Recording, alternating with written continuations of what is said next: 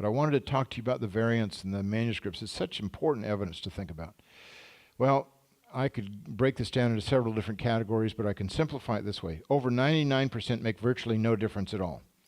For example, there are spelling differences in the manuscripts that really affect nothing. You guys did not laugh at that.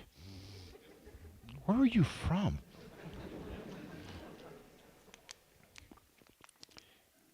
John, or the author of the fourth gospel, the Gospel of John, was a very creative speller.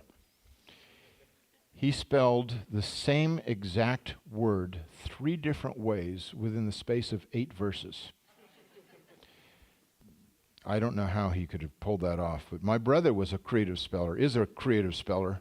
He one time wrote a check out to me and misspelled his own name. I wonder if that was intentional, because it's kind of hard to cash. But anyway, these don't really affect anything. They can't even be translated. There are so many different kinds of things that don't get translated, difference in word order, spelling differences, other things. And so I have a question for you Greek geeks. How many ways are there to say John loves Mary in ancient Greek?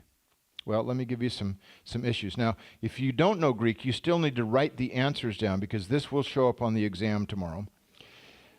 There's word order differences. Greek can put it in any order it wants. John loves Mary, Mary loves John, loves Mary, John loves John, Mary. It doesn't matter, because Greek is a highly inflected language. You tell what the subject is by the end. You tell what the direct object is by the ending. And the Greek definite article, the word the, occurs with proper names. We don't know exactly why. I wrote my master's thesis on when the article does not appear in Greek. I spent over 1,200 hours writing that thesis. I wrote my doctoral dissertation on when it does appear in Greek. These 2 works could cure the most hopeless insomniac. We have the article in the Greek New Testament is far more common than any other word. 1 out of 7 words is the in Greek.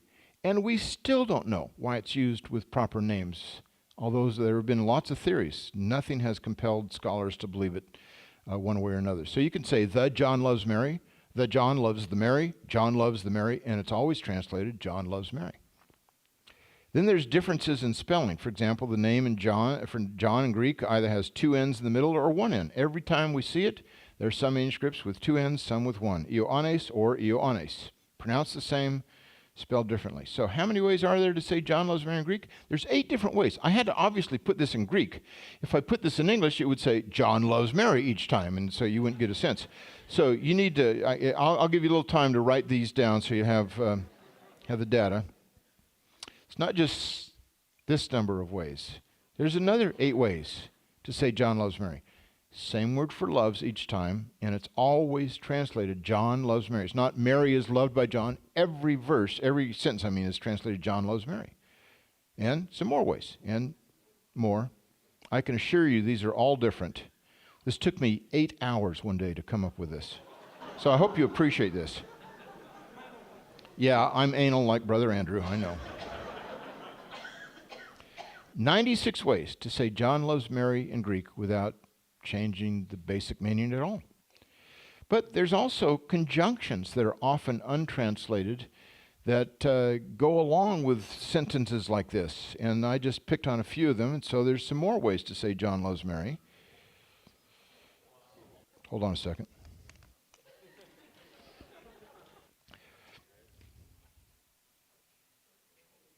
$384 ways to say John loves Mary in Greek without changing anything. Now, there's actually more ways, but after 8 hours, I felt that I proved my point. These are not all the ways to say John loves Mary in Greek. Other legitimate word orders swell the numbers to over 500, and a different verb for loves now mushrooms the numbers to nearly 1,200. Bart Ehrman said we could go on nearly forever talking about specific places in which the texts of the New Testament came to be changed, either accidentally or intentionally. The examples are not just in the hundreds, but in the thousands. He's absolutely right. And if we talked about these, that would cure the most hopeless insomniac. If we can say John loves Mary over 1,000 times in Greek without substantially changing the meaning. The number of textual variants for the New Testament is meaningless. It's a meaningless number. What counts is the nature of these variants. What really is affected? And the smallest category of variants are those that are both meaningful and viable. That is, they change the meaning to some degree, and they have a good chance of being authentic. That's what we mean by viable.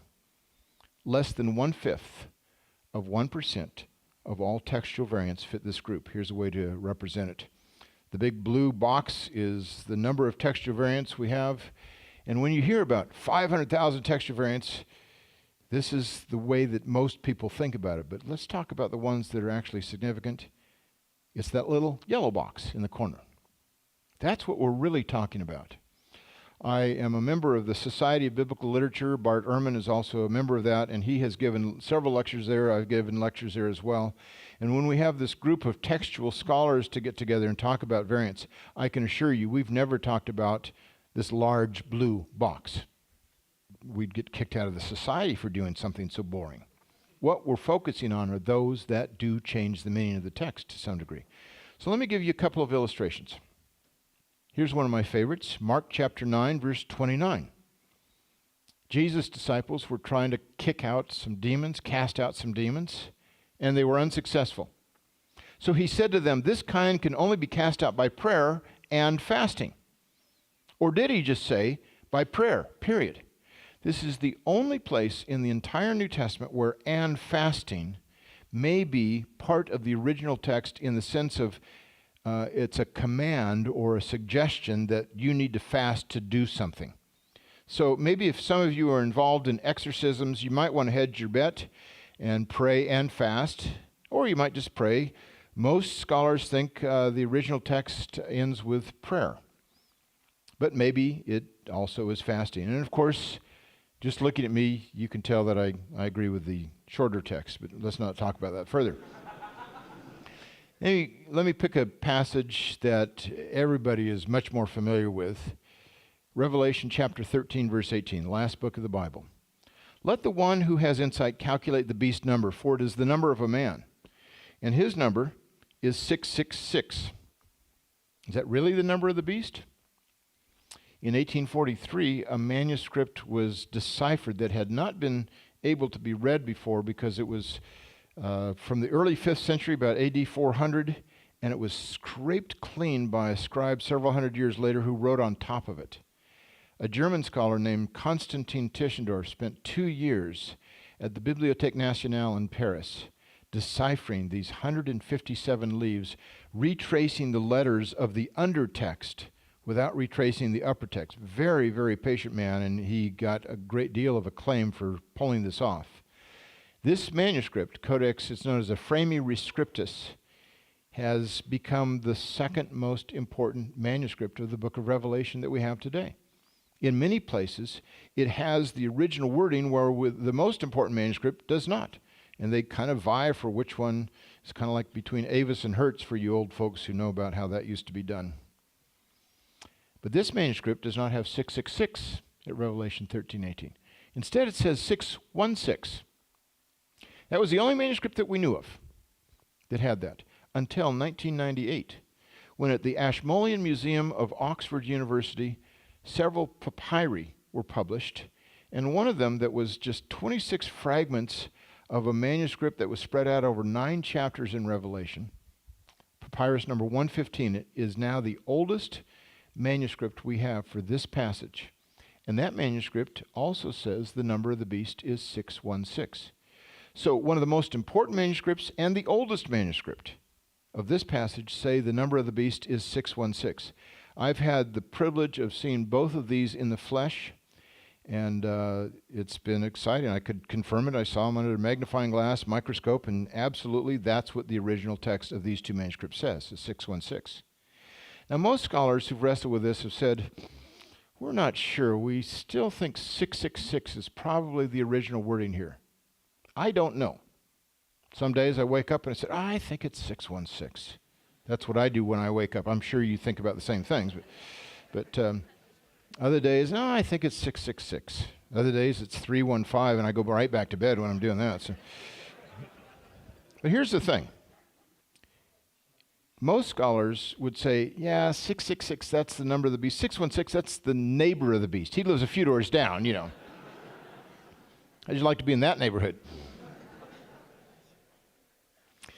I don't know of any doctrinal statement of any church, any theological institute, any denomination that says in its doctrinal statement, besides things like we believe in the virgin birth, we believe in the deity of Christ, things along those lines, and we believe that the number of the beast is 666.